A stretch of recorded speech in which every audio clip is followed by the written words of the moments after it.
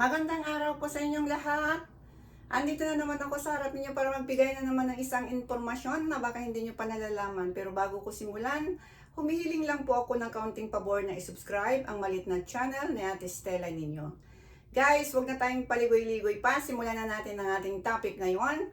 Ang topic natin ngayon ay nanggaling sa ating isang subscriber. Narito po ang kanyang katanungan. Madam, paano ibalik ang dating sigla ng manoy ko?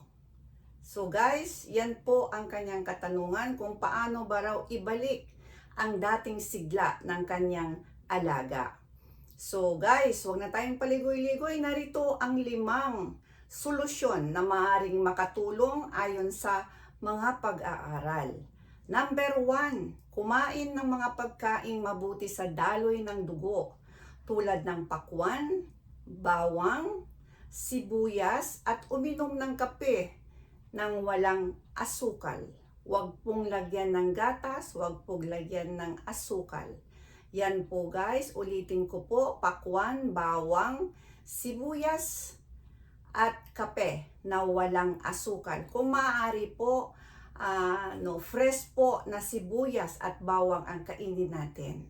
So yan po yung number 1. Ang number 2 naman, panatilihin ang tamang timbang. Ang sobrang timbang ay maaaring magpataas ng panganib ng high blood pressure. O yan po no, at saka ang diabetes natin at ang high cholesterol ayon sa mga pag-aaral. So kailangan po nating panatilihin ang tamang timbang. At ang pangatlo naman, iwasan ang paninigarilyo at limitahan ang mga pag-inom ng alak. Ang labis na pag-inom ng alak ay maaari ring makaapekto sa libido, ereksyon at hormone balance ng isang lalaki. So yan po yung number 3. Iwasan ang paninigarilyo o limitahan na lang pati ang alak.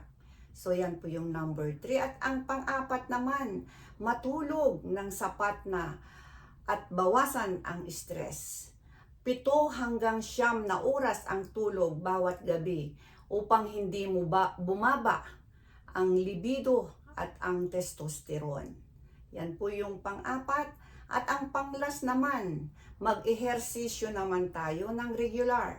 Kahit 30 minutes at paglalakad o light lang na jogging araw-araw ay nakakatulong na sa mas magandang blood circulation, mas mataas na energy, mas mababang stress. So yan po yung number 5. Kailangan po nating mag-ehersisyo ng regular kahit po 30 minutes lang sa isang araw.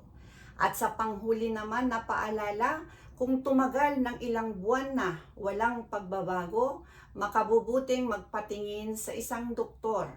Baka maaring sinyalis na ng ibang kondisyong medikal nangangailangan ng tamang pagsusuri at paggagamot. So yan po guys ang ating topic ngayong araw na ito na nanggaling sa ating isang subscriber, at maraming salamat sa iyong katanungan at ginawan ko na lang din ito ng video at malaking tulong para sa mga taong may mga problemang ganito. Maraming salamat sa inyo at hanggang sa muli ang inyong lingkod si Ate Stella. Bye-bye! Bye-bye!